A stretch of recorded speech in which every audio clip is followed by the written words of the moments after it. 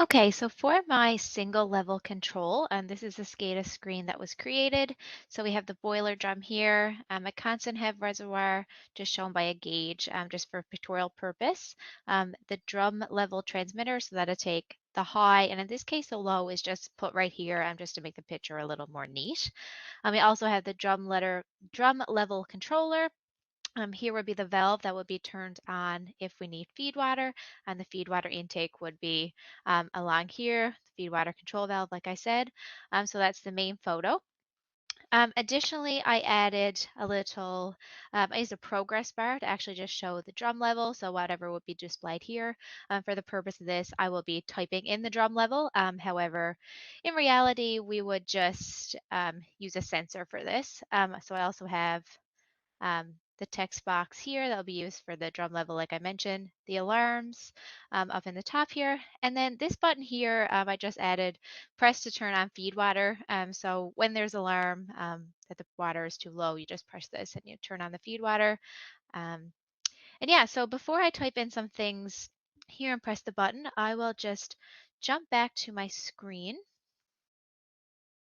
So open. So like I said, this is where you'll type in your alarm value. So just to run over what I did for those alarms. So in Alarm Manager here, I use the tag drum level. And I said that anywhere between 20 and 80 was normal operating level. However, it could be different depending on the scenario. This is just what I use for this purpose. So with the 20 level, you get an alarm message, drum level alarm too low, and then the 80 level, you would get that it's too high, and then this will go to the operators to act on. So I'll just pop back to the runtime now. So I'll just go through a few little things here. So like I said, right here, so if we type in that the water level is 80, um, we don't get an alarm. 80 is a good level. However, if we go to 90, we're going to get an alarm up here saying the message, sorry, that the drum level is too high. Then that can just be acknowledged by clicking on it there. So we can go back to 50, again, normal operating level. This alarm goes away. So then if we go down to, say, 10, another example here, we get alarm level too low, as that's set as the low side. Again, we can acknowledge it.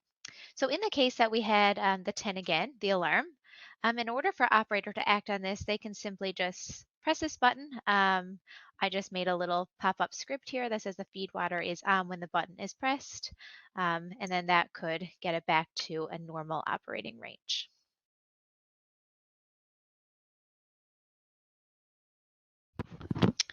Okay, so now onto the two-level control with some modifications made here to the screen.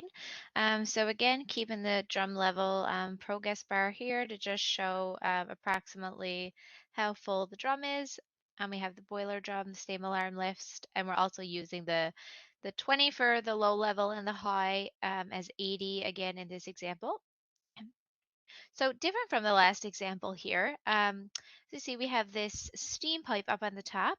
So this is to release steam once it gets too high, adding the two-level control opposed to the first example where we only had the feed water in to help control when the level was too low. So this was added here, steam out.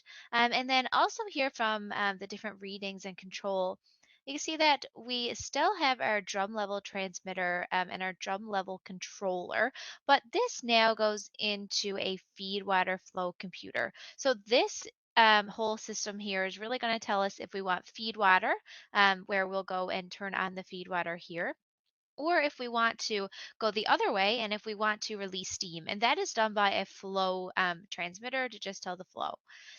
So yeah, another addition would be this button here, press to turn on steam, where before we just had the feed water in. To turn on steam, we'll let the steam go out. And also up in the alarm box, I'll just make the message a little bit bigger here. So again, if we go ahead and do something, say 65, we're not going to get anything as that's normal operating level and our drum level increased. Again, if we go down to 10, we're going to get drum level alarm too low, need water in, telling the operator to go ahead and turn on the feed water. Um, And then this time, if we go to 90, we're going to get drum level alarm too high, needs steam out. So that's where the second level comes in. And this would, of course, be all auto done through the computer and PLCs, or the operator can manually go in as well. Uh, and that's where this press to turn on steam water will come in. And I seem to have kept it as feed water now as my note. So while I'm on here, oh, never mind. Here it is, steam on. That's just from before. So I'll just click it again to show. And it wants to do both. So I'm actually going to run in quickly and fix that just to have it all sorted out. So I'm going to open my screen one. My properties function, mouse down, and I still have the old script in there as well as the new script. So I'm gonna go ahead and I don't know how to remove it. Okay.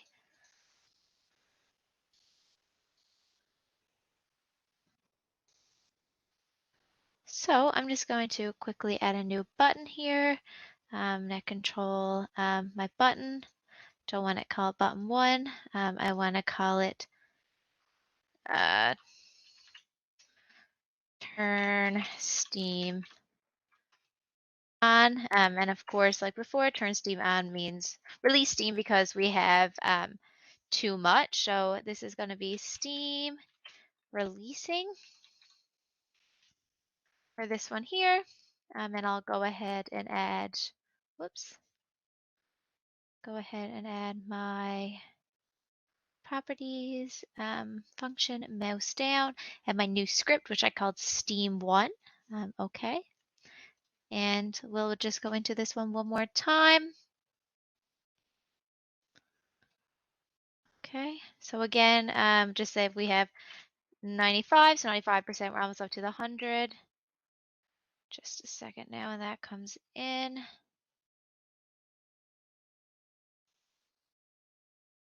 You can acknowledge the alarm and turn steam on, and here we go. And that is the 2-level control.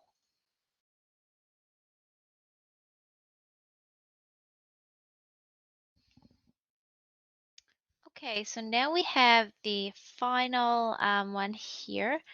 So this is the 3-level control. I'll go ahead and get that in the runtime. So again, virtually the same as last time. We're still doing the 20 and the 80 for the low and high, but we have an additional flow transmitter put in here, as well as a feed water flow element. So to run over this one quickly, so we have our drum level transmitter measured here into the flow computer. So this, as before, would tell if we're going to do the flow transmitter to release steam if we have high, or if we're going to go ahead and turn on the feed water control valve.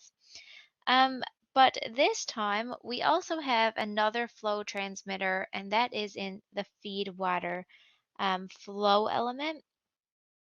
So in this case, we're going to have the feed water here adjusted to the steam. And then this is actually going to allow for automatic regulation.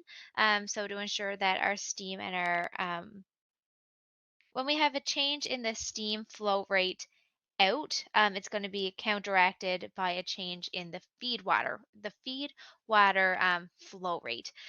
So yeah, this one is more of an automatic system where operators won't have to go in so much, as we do have this flow transmitter, the additional flow transmitter from the feed water flow element. Measuring that and then being able to compare it to the steam output. So everything else is virtually the same. I just moved this up here. Again, if we go with the high, 90, we have the drum level, which is too high, and we need to release steam out. That would be the message in case the operator needs to come in and automatically do it. However, with the additional flow, this should be done automatically.